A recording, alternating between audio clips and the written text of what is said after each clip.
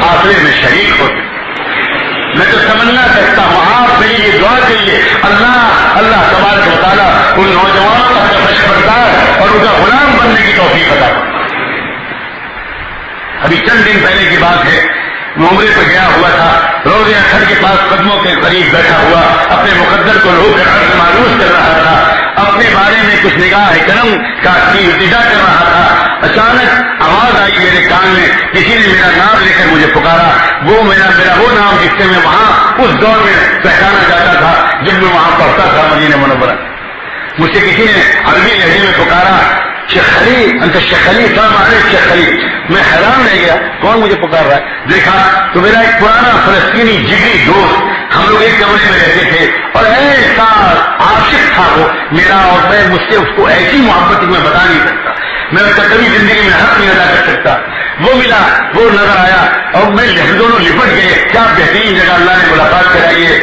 تھوڑی دیر وہاں بیٹھے اور اس کے بعد نماز کھڑی ہو گئی. نماز کے بعد پھر مسجد نبوی کے صحن میں آ کر بیٹھ گئے. اس نے کہا کہ میں بہت اہم مسئلے پر میں استخارہ کرنے کے لیے، عمرہ کرنے کے لیے آیا ہوں اور میری سمجھ میں نہیں آ رہا تھا میں کس سے مشورہ کروں. اچانک تم پر نظر پڑی ہے خلیل، مجھے ایسا لگتا ہے کہ اللہ نے تم کو اس وقت یہاں پر بٹھایا تھا، ایک مسئلے کو حل کرو، ذرا میرے بچے سے ملو، یہ بچہ آیا ہے اس کو سلام کرو، میں نے تمہارا تعارف اس سے کرا دیا ہے، اس سے ملو. وہ ملا، لپٹ گیا ہے، خوبصورت نوجوان، اس کی داڑھی مونچھے میں نہیں نکلی تھی، مشکل سے 16-17 سال کا بچہ لپٹ گیا. مجھے چچا جان عمو کہنے لگا کہ میرے باپ آپ کا بہت تذکرہ کرتے ہیں، بار بار آپ کی بات پرانی کیسٹیں سناتے ہیں، ہم سوچ بھی نہیں سکتے تھے کہ آپ کو ہم دیکھ سکیں گے. میرے والد، میں تو اس وقت پیدا بھی نہیں ہوا تھا جب آپ میرے والد کے ساتھ پڑھتے تھے. خیر کیا بات ہے. اب اس نے ایک لفافہ نکال کر دکھایا اس لڑکے نے، بچے نے، کہ ذرا یہ خط پڑھ لیجیے پھر ہم کو مشورہ دیجیے. اے اللہ، اس خط کو سنانے کو میرے اور آپ کے حق میں حجت بنا، میرے خلاف اور آپ کے خلاف حجت نہ بننے. خط پڑھتے میں حیران رہ گیا. خط ایک لڑکی کا خط تھا جس کے ساتھ اس نوجوان کا رشتہ طے ہوا تھا، منگنی ہوئی تھی چند دن پہلے، چند مہینے پہلے.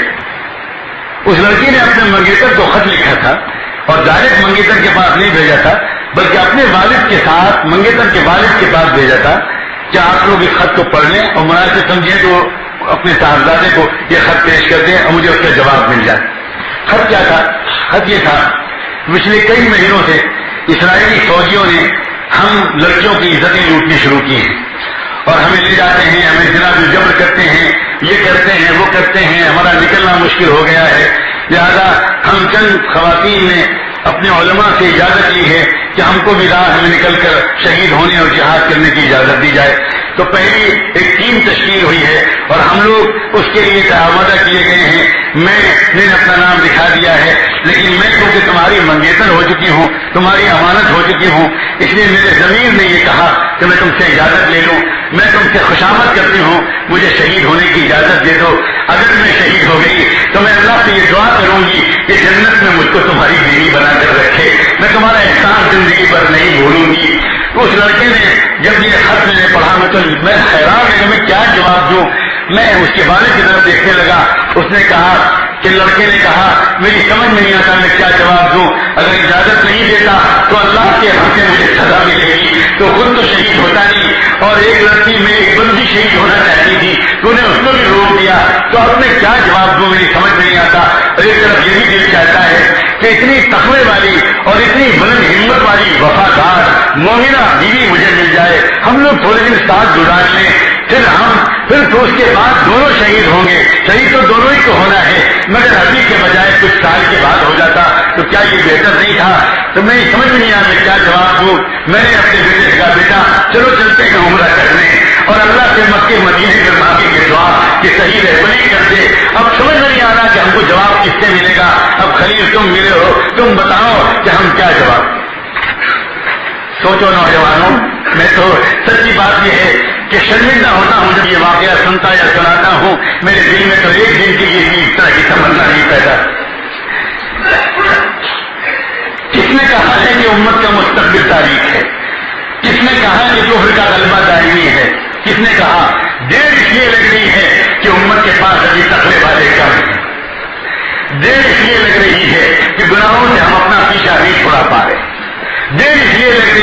کہ ہم صبح و شام کے معمولات کی پابندی نہیں کر پا رہے، دیر اس لیے لگ رہی ہے کہ ہم تکبیر اولا اور صف اول کی پابندی نہیں کر پا رہے، ہم صبح شام ایئر کنڈیشن کمرے میں بیٹھ کر اللہ کو یاد نہیں کر پا رہے، اور قوموں کے نوجوان اللہ کے راستے میں اپنی گردنیں پیش کریں۔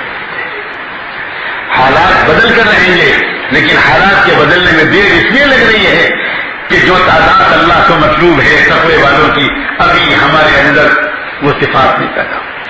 اور لوگوں، جس دن اللہ تعالیٰ کی طرف سے وقفہ انتظار مکمل ہو جائے گا، جس دن اللہ تعالیٰ کی طرف سے مہلت تربیت کی اس کا وقفہ مکمل ہو جائے گا، پھر ڈر لگتا ہے کہ کہیں دروازہ بند نہ کر دیا جائے، اور یہ نہ کہہ دیا جائے کہ لن تخرجوا معي ابدا ولن تقاتلوا معي عدوا، بس اب دروازہ بند، جو قبول ہونے سے وہ ہو گئے، اور ہم انہیں کے سر پر حق کو غالب کر کے دکھائیں گے۔ اب تم تو جاؤ، تمہیں دجالی تہذیب پسند تھی، تم دجال کے لشکر میں جاؤ، تمہیں بے پردہ تہذیب پسند تھی، تمہیں انٹرنیٹ اور موبائل پر گندی باتیں کرنا پسند تھا، تم ادھر جاؤ بالکل۔ الخبیثات للخبیثین والخبیثون للخبیثات، یجعل الخبیث فیرکمہ بعضا علی بعض۔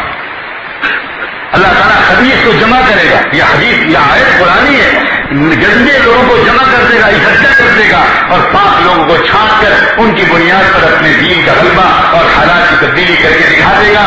اس عاجز نے بہت عرصہ ہوا اجتماعی حالات پر بات کرنا بالکل چھوڑ دیا ہے، میں اپنے اندرونی حالات پر بات کرتا ہوں۔ اے اللہ کے بندو، میں نے اللہ جانے کیوں صحیح یا غلط بعض حضرات کے مشورے کے تحت آج آپ کے سامنے اس بات پر بات کی ہے کہ جو امید کے تحت لوگوں خدا کے لیے اب کسی وقت سے زندگیوں کو بدل ڈالو، لوگوں بدل ڈالو، دیر مت کرو۔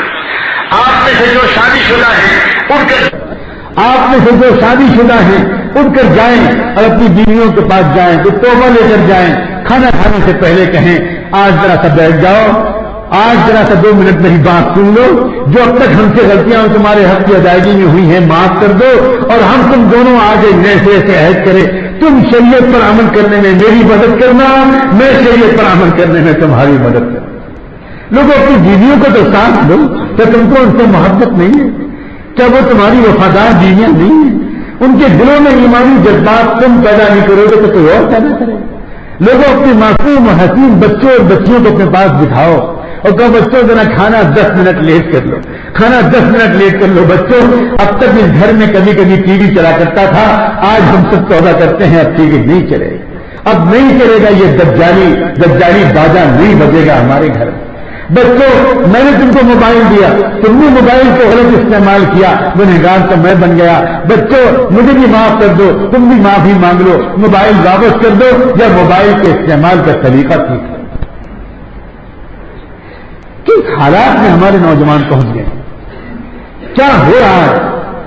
بالغ ہونے سے پہلے نوجوان بچے اور بچیاں گندگیوں میں ملوث ہو جاتے، مزاج گندے، آنکھیں گندی، خواب گندے، خیالات گندے۔ کیا ہو گیا؟ اس لیے کہ بلند اور پاکیزہ جذبات سے ان کے سینے خالی ہیں۔ انہوں نے بچوں نے نہیں دیکھا کہ ان کے باپ رات کی تنہائی میں گھر میں رو رہے ہیں، ان بچوں نے نہیں دیکھا کہ ان کی ماں کونے میں پڑی ہوئی کہیں پر سجدے میں رو کے سسکیاں بلند کر رہی ہو، اپنی آنچل کو منہ میں ٹھوس کر اپنی آواز کو کم کرنے کی کوشش کر رہی ہو، کہیں میرے شوہر کی آنکھ میں کھل جائے، کہیں میرے بچوں کی آنکھ میں کھل جائے۔ پورے خاندان میں سے ہیں، کسی اللہ والے سے کوئی زندہ تعلق ہی نہیں ہے، کوئی محبت ہی نہیں ہے۔ صحابہ کو جو ملا تھا، مجھے مضمون عرض کر رہا تھا، اولاً اللہ کے رسول کی محبت کی وجہ سے عشق تھا، عشق صحابت، ہر صحابی دیوانہ تھا، واللہ ہر صحابی دیوانہ، حضور کی ذات سے محبت تھی، حضور کے چہرے سے محبت تھی، حضور کے شخصیت سے محبت تھی۔ محدثین نے باب قائم کیے ہیں، باب ما جاء فی حامل سواک رسول اللہ، باب ما جاء فی حامل نعال رسول اللہ، باب ما جاء فی حامل وضوء رسول اللہ۔ بعض صحابہ نے اپنی زندگی کی تھی اللہ کے رسول کے لیے وضو کا پانی اور طہارت کا پانی ہمیشہ میں پیش کرتے، بعد میں خدمت کی تھی اللہ کے رسول کی مسواک میں اپنے پاس رکھوں گا، سجا کر رکھوں گا، اور ہر وضو کے موقع پر چاہے وہ تعبد کا وضو ہو چاہے وہ کسی وقت کا وضو ہو میں حاضر رہوں گا، اور وہ ہاتھ دستہ بڑھا کر مسواک سرور کائنات کی خدمت میں پیش کروں گا، اور جب وضو مسواک کر لیں گے پھر میں اس کا امین بن جاؤں گا۔ بعض صحابہ نے خدمت نہیں کی، میں حضور کی جوتیاں اپنے پاس رکھا کروں گا، جیسے ہی حضور کی ضرورت پڑے گی میں جوتیاں پہنایا کروں گا۔ بعض صحابہ نے حضور کی خدمت نہیں کی کہ جب 2 بجے رات کو وہ